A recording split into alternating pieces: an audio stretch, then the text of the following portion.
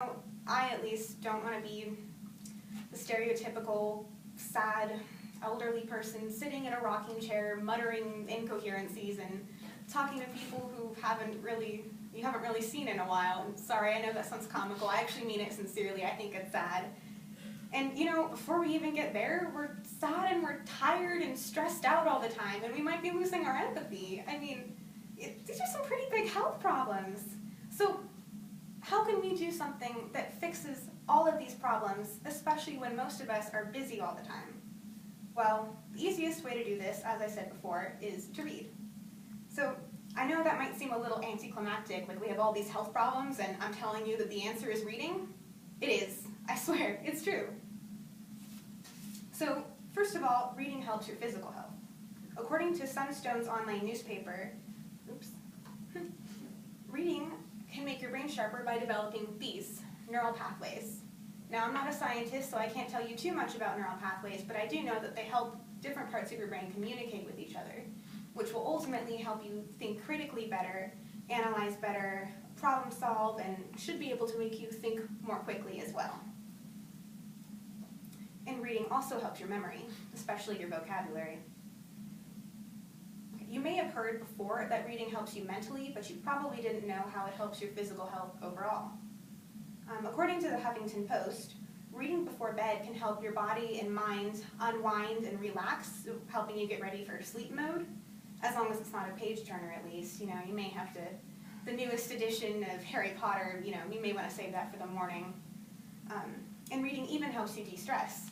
As I mentioned Harry Potter, if you're worried about that big report to the boss tomorrow, read a little bit of this and you'll feel a little better.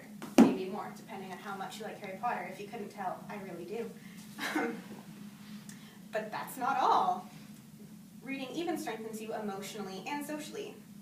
So this may seem obvious, but reading happy, uplifting books and nothing existential or depressing really can make you happier and reduce depression. And reading fiction can even increase your empathy. So if you read a little Fitzgerald once in a while, you can actually be a little bit of a better person. And according to Science Now, an online science magazine, reading even helps you better recognize and understand people's emotions and expressions, which means you'll be able to understand and work with them better. So at this point, some of you might be saying, all right, this sounds nice and I get it, but I'm kind of a busy person and I just don't have time to read 3 or 4 hours every night. You don't have to. If you can squeeze in 10 or 15 minutes a day, or even most days if you can't even get it in every day, even that really will help your brain. Just 10 or 15 minutes.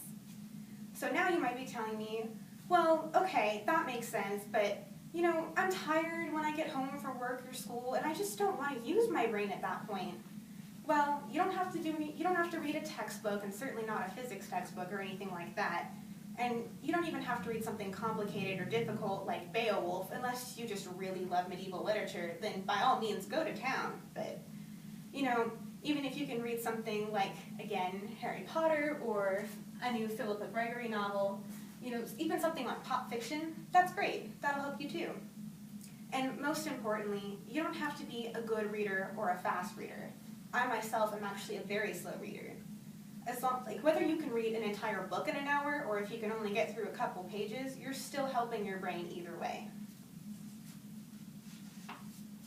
So it really is that easy. Find a few minutes to read something, anything, every day that you can, and just think of the results. So if you could imagine that this is your brain, the average brain, you're normal, you're not that weak, because this guy can lift what looks like a really heavy weight, but, kind of average, he's still struggling. With reading, your brain gets stronger, and you're like this. Yeah, you recognize the character, I think. Anyway, you get stronger, and, I bet he can lift that weight really easily. And if this is your brain, then you're super sharp, and you can think clearly more often. Reading also helps you sleep better. No more awful nights, staring at the ceiling, counting bees. Reading also reduces your stress, and you can be a happier person. You'll have increased empathy and be a better person, hopefully, if you read more fiction, and you should be able to work with and deal with people more easily. You can even be entertained with great stories or learn a bunch of cool, interesting facts depending on what you decide to read. The breadth of your brain's potential are nearly endless. but my speech is not, so I'll wrap things up. If you start reading just a little more, you'll improve your brain function, your physical health, your emotional health, and you can have, and your emotional health. It can be simple, quick, and even fun. So please, find a few minutes tonight to hit your personal bookshelf, your local library, a newspaper stand, or even an online book database. Then you can curl up on the couch with a warm blanket and hot cocoa and just immerse yourself in another realm of fantastic land, or learn about intriguing facts and ideas and start improving your brain. Your brain and body will thank you. Any questions? Sources?